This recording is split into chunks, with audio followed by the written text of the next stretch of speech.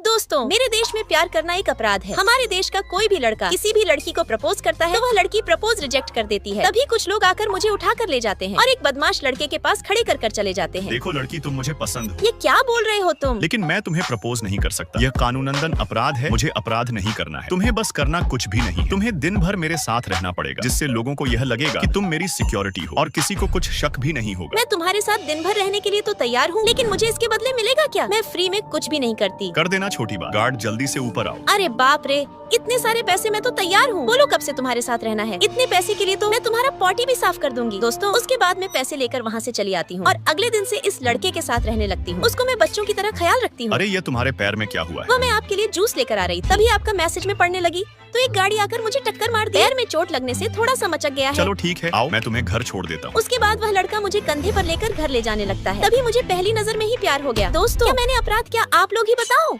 आज फिर यह साला मेरी कबूतरी के पास बैठा है और मेरी कबूतरी को समझ में नहीं आता है कि वह उसे पर लाइन मार रहा है। आज तो इन दोनों को सबक सिखा करके ही रहूंगा। यह आते ही क्लास में गुस्सा हो जाता है। अब मुझे फिर से इनका मानना पड़ेगा। कैसे हो गुस्से की दुकान? अब क्यों आई हो मेरे पास जो उन्हें के पास बैठो? मुझे ऐसा क्यों लग रहा है तुम जल रहे हो? चुपचाप निकल जाओ यहाँ से अभी। वह देखो फिर से आ गया। तुम किधर देख रहे हो? इधर आओ। आज पूरी क्लास के सामने तुम्हें मैं अपना स्वीकार करती हूँ। क्या तुम मेरे होने वाले बच्चों के पापा बनोगे? मनाने का नया तरीका है ये।